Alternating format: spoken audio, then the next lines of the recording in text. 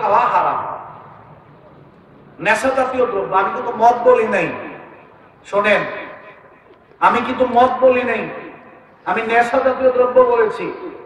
আমাদের সমাজের মানুষ মনে করে শুধুমাত্র মদ খাওয়া হারাম। আল্লাহ তাআলা মদের কথা বলেন নাই। খামরুন মানে হলো নেশা জাতীয় দ্রব্য। এই নেশা জাতীয় দ্রব্যের ভিতরে মদ হলো সর্বোচ্চটা।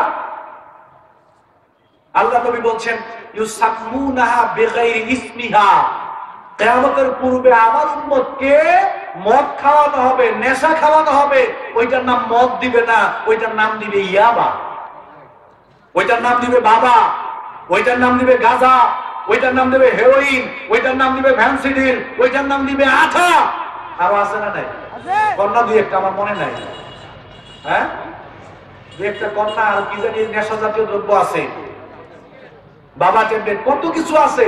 এগুলো সব মদের অন্তর্ভুক্ত, এগুলো সব নেশার অন্তর্ভুক্ত। এই সবগুলো হারাম। বাবা খাওয়া হারাম, গাঁজা খাওয়া হারাম, ইয়াবা খাওয়া হারাম, পেন্সিল খাওয়া হারাম, তারপরে আপনার এই আঠা খাওয়া হারাম, মদ খাওয়া হারাম, ব্যালেন্স খাওয়া হারাম। এগুলো সব নেশা, সব হারাম। আল্লাহ রাব্বুল আলামিন বলেন ইয়াসআলুনাকা আনিল খামরি ওয়াল মাইসির কুল ফীহিমা ইসমুন কাবীর। ও নবী, তারা আপনাকে নেশা সম্পর্কে, মদ সম্পর্কে তারা আপনাকে জিজ্ঞাসা করে, জুয়া সম্পর্কে তারা আপনাকে জিজ্ঞাসা করে। ও নবী, আপনি তাদেরকে জানিয়ে দেন এগুলো খাওয়া মহা অন্যায়। আপনি জানিয়ে দেন এগুলো খাওয়া মহা অন্যায়, মহা পাপ, বড় পাপ। ইয়া আইয়ুহাল্লাযীনা আমানু ইন্নামাল খামরু ওয়াল মাইসির ওয়াল আনসাবু ওয়াল আযলাম রিজসুম মিন আমালিশ শাইতান। এগুলো সব শয়তানের কাজ, কোন মুসলমানের কাজ, ইমানদারের কাজ এগুলো হতে পারে। আজকে এই নেশায় সমাজ সয়লাভ হয়ে গেছে, সয়লাভ হয়ে গেছে সমাজ। আগে নেশা ছিল অন্যান্য রাষ্ট্রের মধ্যে, পরে নেশা ঢুকেছে বাংলাদেশে।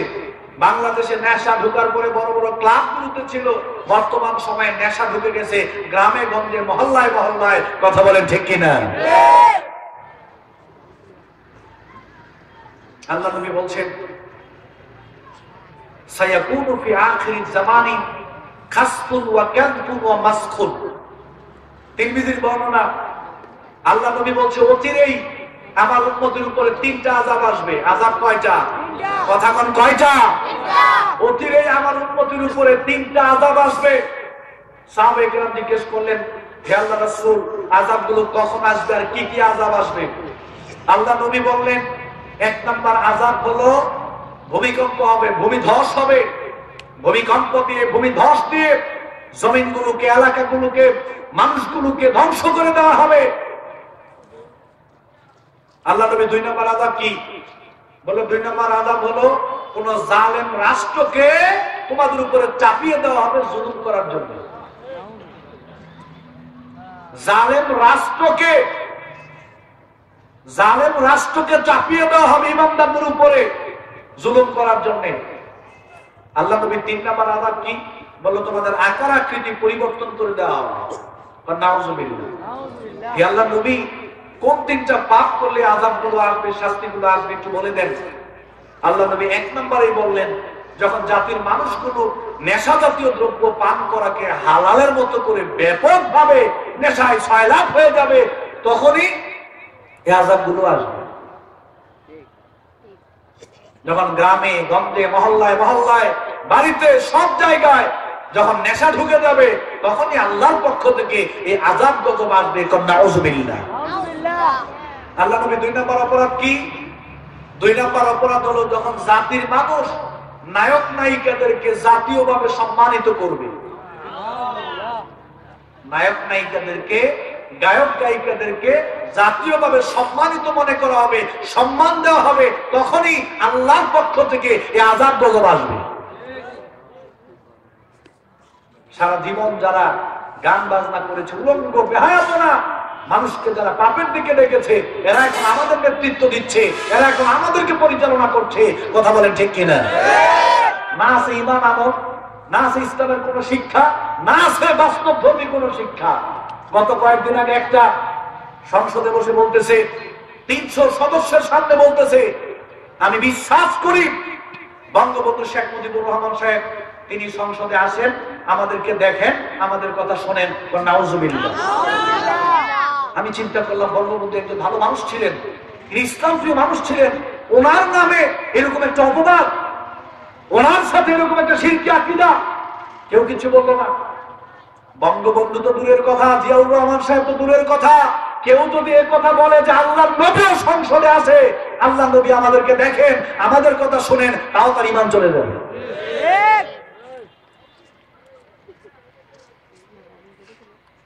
নাউজুবিল্লাহি মিন যালিক। বাংলাদেশের সবচেয়ে সর্বোচ্চ জায়গা, এই জায়গায় বসে এই কথা বলে সহ্য করি কেমনি এই কথাটা? আমরা বঙ্গবন্ধুর জন্য দোয়া করি, বঙ্গবন্ধুকে মহব্বত করি, তাই বলে এইভাবে আল্লাহ নবী বলছেন, যখন নায়ক নায়িকাদেরকে সম্মানিত মনে করা হবে, সম্মানের আসন দেওয়া হবে, আযাব গজবের জন্য অপেক্ষা করো। এটা শিরকি আকীদা। আল্লাহ নবী 3 নাম্বার কি বললো? 3 নাম্বার, যখন গান বাজনা ব্যাপকভাবে সমাজে সমাজে, মহল্লায় মহল্লায়, হাতে হাতে, ঘরে ঘরে যখন গান বাজনা ঢুকে যাবে, তখনই আযাব আসবে। কথা বলেন ঠিক কিনা? এখন ঘরে ঘরে গান বাজনা আছে না নাই? হাতে হাতে আছে না নাই? অতএব নেশা থেকে দূরে থাকতে হবে। লা ইয়াকুনান্না মিন উম্মতি আকওয়ামুন ইস্তাহিল্লুনা আল হিরা ওয়াল হারিরা ওয়াল খামরা ওয়াল মাআযিফ। বুখারীর বর্ণনা। আল্লাহ নবী বলেন, অচিরেই আমার উম্মতের মানুষগুলো তারা এই মদ, এই গান বাজনা, এই নায়ক নায়িকা, গায়ক গায়িকা, এগুলোকে তারা হালাল মনে করবে। আল্লাহ নবী বলেন, অচিরেই তারা এগুলোকে হালাল মনে করবে আমার উম্মতের এক শ্রেণীর মানুষ। অথচ এগুলো হালাল না হারাম? হারাম। মদের ব্যবসা করা হারাম, ইয়াবা, গাঁজা, হেরোইন, বাবা, ফেনসিডিল, নেশা জাতীয় সমস্ত দ্রব্যের ব্যবসা করা হারাম, তাদের উপার্জন হারাম। সিগারেট খাওয়া হালাল না হারাম? হ্যাঁ,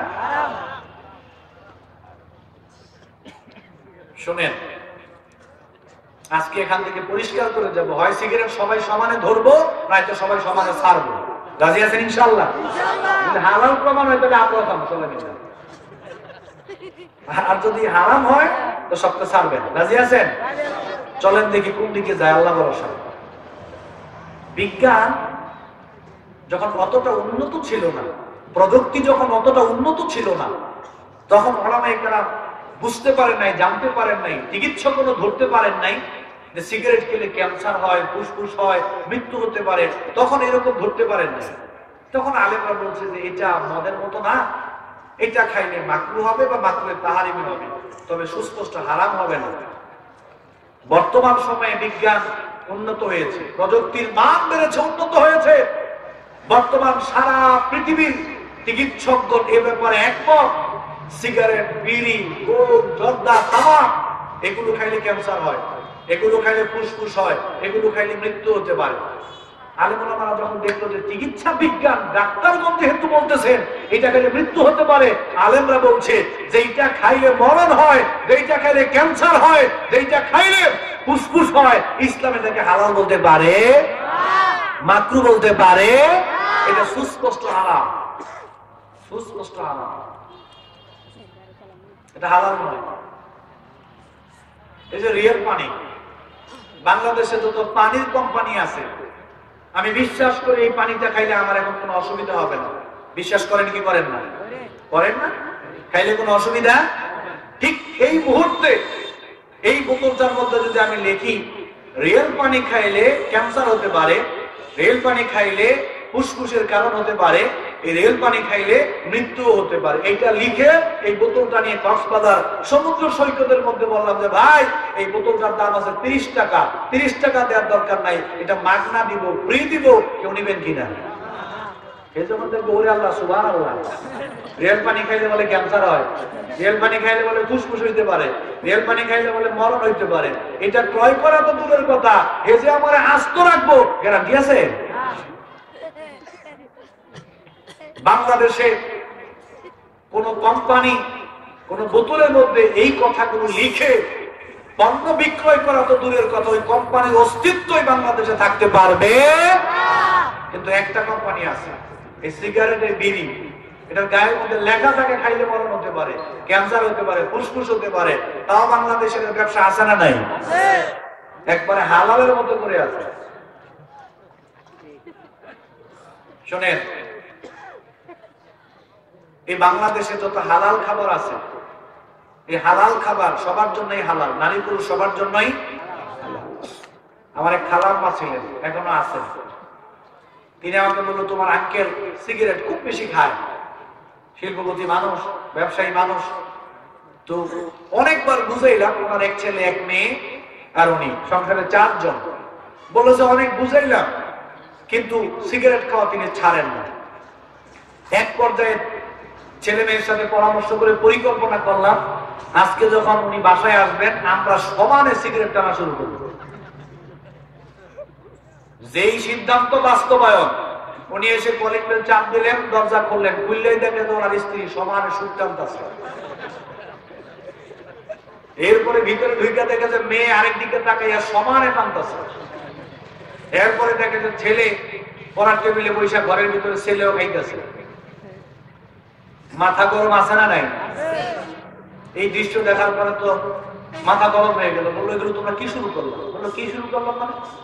বললো, তোমরা সিগারেট খাচ্ছ কেন? বললো, সিগারেট খেলে অসুবিধা কি? হয় না, তোমরা সিগারেট খেতে পারো না। বলে, আপনি খেলে অসুবিধা নেই? আপনি আমাদেরকে বলতেছেন আপনি খান না, আপনি তো সিগারেট খান, তো আমরা খেলে অসুবিধা কি? হয় না, তোমরা মহিলা মানুষ। বললো যে মহিলা মানুষের জন্য সিগারেট খাওয়া যাবে না, কোরআন হাদিসে কোথায় আছে? সিগারেটের প্যাকেটের মধ্যে কি লেখা থাকে যে শুধু পুরুষদের জন্য? আপনি সিগারেট খেলে যদি হালাল হয় তো আমি খেলেও হালাল। আপনি সিগারেট খেলে যদি হালাল হয় আপনার ছেলে মেয়ে খাইলেও হালাল। আপনি সিগারেট খেলে যদি মাকরু হয় আপনার বউ আপনার ছেলে মেয়ে খাইলেও মাকরু। কারণ পৃথিবীতে যত খাবার আছে, যেটা হালাল ওইটা নারী পুরুষ সবার জন্য হালাল, যেটা মাকরু নারী পুরুষ সবার জন্য মাকরু, যেটা হারাম নারী পুরুষ সবার জন্যই। তা আপনি খেলে যদি হালাল হয় তো আপনার বউ খেলেও হালাল। মা বোন যারা শুনতেছেন, আপনার স্বামী যারা সিগারেট খায়, আজকে বাসাত গিয়া আপনি আগে ভাগে বাসাত যাইবেন না, গেলে সমানে সুখটান শুরু করবে। যান, শিখে দিয়ে গেলাম। যদি কিছু কয় তো হুজুরে কইছে তুমি খাইলে হালাল, আমি খেলেও হালাল। আজকে তা আমি 600 দিনে যা মন চাই সমানে খাবো, হালাল হালাল দাও। এক বেচারা বিয়ের জন্য মেয়ে দেখছে, তো মেয়ে খুব সুন্দর, সব ভালো, সব ঠিক আছে, খুব পছন্দনীয় একটা সংসার, বিয়ে করবে। তো আল্লাহর বান্দা বিয়ের আগের দিন খুব খুশি, একটা মন মতো সংসার পাইতেছি। ছেলের বন্ধু হিসেবে দোস্ত বোঝানোর জন্য আর কি, বলো কি দোস্ত? বলো, দোস্ত তুমি যে মেয়েকে পছন্দ করলা, বিয়ের জন্য একটা সমস্যা আছে। কয় কি সমস্যা? কয় মেয়ের সব দিক দিয়ে ভালো, কোনো অসুবিধা নাই, শুধু একটা সমস্যা আছে, মেয়ে বিড়ি খায়। মেয়ে কি খায়? বিড়ি খায়, সিগারেট খায়। এখানে একজন ছেলে একটু দাঁড়ান তো ভাই, যে কোনো বিড়ি কমাইয়া বিয়ে করবেন? হাত তোলেন না। একজন সিগারেট কমাইয়া বিয়ে করবেন, একজন হাত তোলেন মিয়া। আপনার বেলায় 16 আনা, আরেকজনের বেলায় 1 আনাও না। মেয়ে বিড়ি খেলে আপনার পছন্দ না, মেয়ে সিগারেট খেলে বিয়ে করবে না, কিন্তু আপনি খেলে ঠিক আছে।